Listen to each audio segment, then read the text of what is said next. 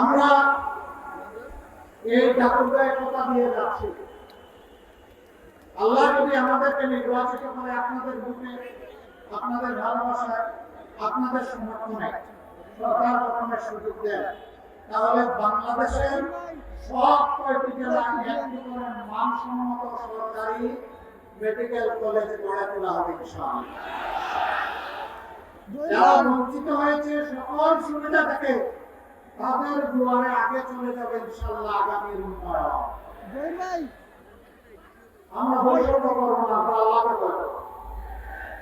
আল্লাহকে ভয় করার কারণে বঞ্চিত মানুষগুলোর অধিকার প্রথমে তাদের হাতে তুলে দেওয়া। ঢাকাবাসী, এর আগে দফায় দফায় আপনারা অনেকেই আপনাদের মূল্যবান ভোট ভালোবাসার সমর্থন দিয়েছেন। এবার বাংলাদেশ জামাত ইসলামকে নয়, এবার এই দেশের মুক্তি পাগল মানুষের 10 দলের একটা ঠিকানা, সেই ঠিকানাকে আপনারা বলতে দেবেন। আমরা একা বাংলাদেশ করতে পারবো না। আমরা মনে করি ঐক্যবদ্ধ জাতিকে ঐক্যবদ্ধ করেই বাংলাদেশ করতে হবে ইনশাআল্লাহ। আমরা ঘোষণা করেছি আল্লাহ আমাদেরকে কামিয়াবি দিলে, সফলতা দিলে আমরা কাউকে বাদ দিব না। আমরা সবাইকে বলবো আসেন মিলেমিশে আমরা বাংলাদেশ গড়ে তুলি। 3টা শর্ত শুধু মেনে নিতে হবে। নাম্বার 1, কোন দুর্নীতি নিজে করবেন না এবং কোন দুর্নীতিবাজকে বগলের নিচে আশ্রয় দেবেন না। নাম্বার 2, গরিব ধনী সকলের জন্য, নারী পুরুষ সকলের জন্য, সকল ধর্ম সকল বর্ণের মানুষের জন্য ন্যায় বিচার নিশ্চিত করা হবে এবং সেই বিচার হবে সকলের জন্য সমান। সেই বিচারে কেউ রাজনৈতিকবিদ হিসাবে হস্তক্ষেপ করতে পারবেন না।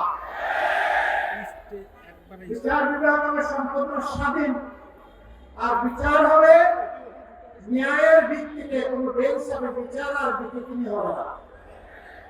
এইটা মেনে নিতে হবে।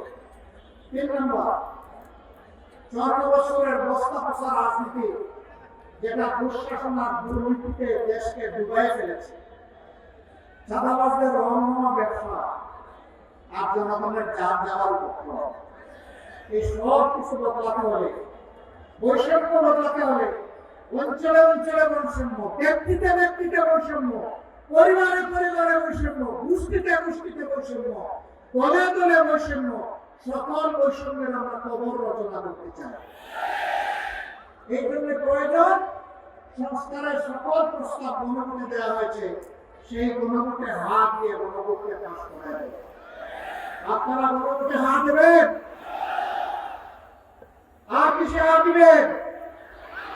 এই যে 10 জন 10 মিলি পরিষ্কার, সাথে নাই কোনো লাভ।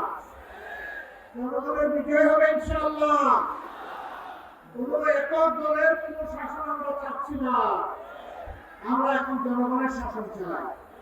আলিমুল্লাহ থাকবে, এদেশের দক্ষ মানুষগুলো থাকবে, দেশপ্রেমিক দলগুলো আসবে, যারা দেশকে ভালোবাসে, কোনো আধিপত্যবাদকে যারা মেনে নেবে না, তাদের সবাইকে নিয়ে আগামী বাংলাদেশের কথা বলবো ইনশাআল্লাহ।